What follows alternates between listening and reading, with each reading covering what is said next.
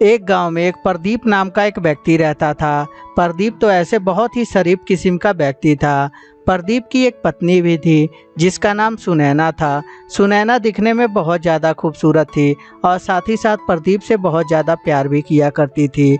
एक दिन प्रदीप अपनी पत्नी के पास आता है और आकर बोलता है, सुनैना, मैं मार्केट जा रहा हूँ, तुम्हें कुछ चाहिए तो नहीं?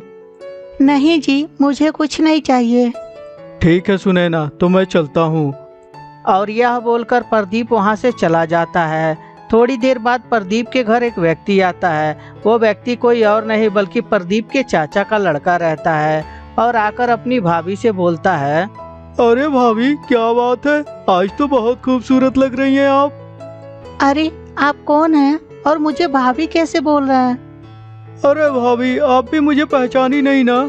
असल में मैं प्रदीप भैया का चाचा का लड़का हूँ। असल में बाहर ही बाहर आप लोग की शादी हुई है, इसीलिए आप मुझे नहीं देखी हैं। प्रदीप भैया रहते तो फटाक से मुझे पहचान जाते। यह बात जब सुनैना सुनती है तो शर्मिंदगी के मारे बोलती है, हमें माफ कर दीजिए देवर जी, जो हम आपको नहीं पहचान पाए। अरे भाभी, इसमें माफी की क्या बात है? अगर जो कोई इंसान किसी को नहीं देखा रहेगा तो जाहिर सी बात है नहीं पहचान पाएगा। और यह बोलकर अनिल अपनी भाभी को घूरने लगता है क्योंकि उसकी भाभी बहुत ही ज़्यादा खूबसूरत रहती हैं। तभी थोड़ी देर बाद अचानक से वहाँ प्रदीप आता है। प्रदीप को देखकर, भैया आप कैसे हैं? मैं तो ठीक हूँ प्रदीप, तू बता अपना, घर में सब कुछ बढ़िया है ना? हाँ भैया ठीक है, वो एक्चुअली मेरा सेंटर इसी शहर में आया हुआ है तो मैं एग्जाम देने के लिए यहाँ आया हूँ। चल बहुत अच्छा किया, मुझे भी गांव की बहुत याद आ रही थी। और इस तरह अनिल और प्रदीप में ढेर सारी बातें होती हैं। एक दिन अनिल घर में अकेला रहता है और सोचता है, कुछ भी कहो, भैया तो पटाखा लेके है, पटाखा एक नंबर लग रही है भाभी। हे भगवान, कुछ ऐसा चक्कर चला दो जिससे ये मेरी हो जाए। अनिल अपने भाभी के बारे में उल्टा सीधा सोचता रहता है। तभी वहाँ पे सुनैना आ जाती है और आकर बोलती है, अरे देवर जी, क्या हुआ, इतने गुमसुम होके क्यों खड़े हो? अरे भाभी जी, अब क्या बताऊं, सर पे इतना टेंशन है कि कुछ समझ में ही नहीं आ रहा है। अरे देवर जी, इस उम्र में आपको कौन सा टेंशन लग गया? क्यों भाभी, इस उम्र में टेंशन नहीं होता क्या? अरे देवर जी, जब तक आदमी का शादी विवाह नहीं हो जाता तब तक कौन सा टेंशन है, खाओ पियो और मौज करो। अरे भाभी, सबसे ज्यादा मजा तो शादीशुदा वालों को है, जो घर में ही सब कुछ पड़ा है, जब चाहिए तब मिल जाएगा। सुनैना जब इस बात को सुनती है तो उसे समझ में आने लगता है कि लगता है देवर जी को किसी से प्यार हो गया है। और तभी सुनैना बोलती है, देवर जी, अब हवा में बात करना बंद कीजिए। मुझे पता है कि आपको भी किसी से प्यार हो गया है, तभी आप इतने बहकी बहकी बातें कर रहे हैं। इस बात को जब अनिल सुनता है तो समझ जाता है कि भाभी लगता है बहुत एक्सपीरियंस वाली हैं। और तभी अनिल बोलता है, भाभी बिल्कुल सही आप सोच रही हैं, मुझे प्यार तो हो गया है, लेकिन इजहार कैसे करूं समझ में ही नहीं आ रहा है। देखिए देवर जी, अगर जो किसी से आप प्यार करते हैं तो कभी भी दिल में छुपा के नहीं रखा जाता, डायरेक्ट जाकर बोल दिया जाता है। उसे मंजूर होगा तो वो भी आपसे प्यार करेगी और नहीं मंजूर होगा तो उसी समय मना कर देगी।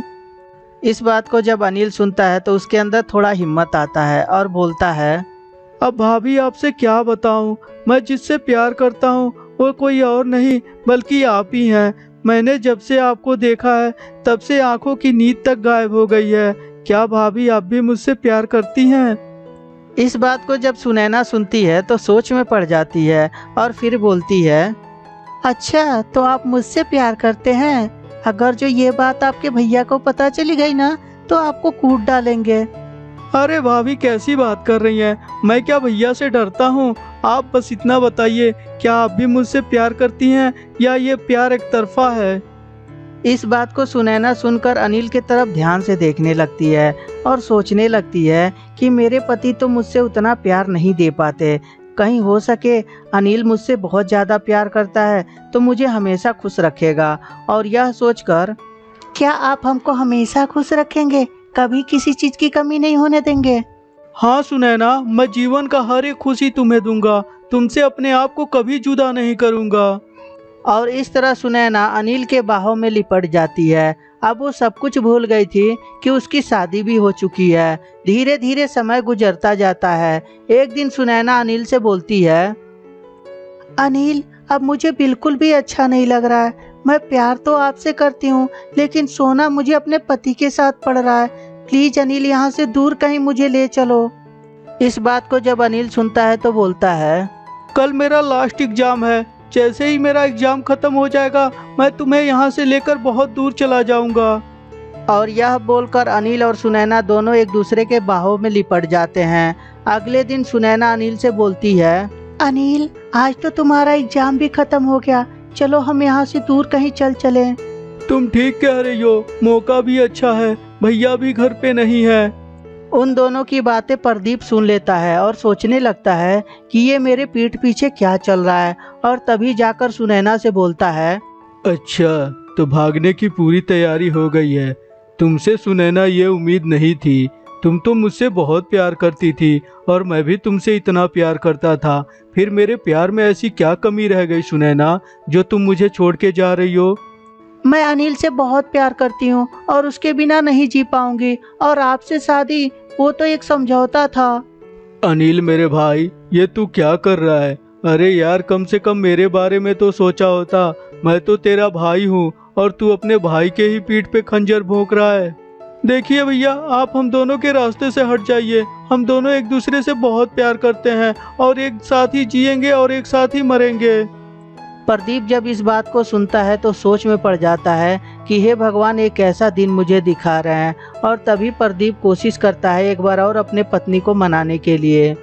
देखो सुनैना, ये एक उम्र होता है जिस उम्र में इंसान गलतियां करता है, परंतु उसे पछतावा बाद में होता है। तो मैं नहीं चाहता सुनैना कि तुम कोई भी गलती करके बाद में पछताओ। इसीलिए मैं कहूँगा, एक बार और सोच समझ लो। इस बात को सुनैना सुनकर बोलती है, मुझे जो सोचना था वो मैंने सोच लिया।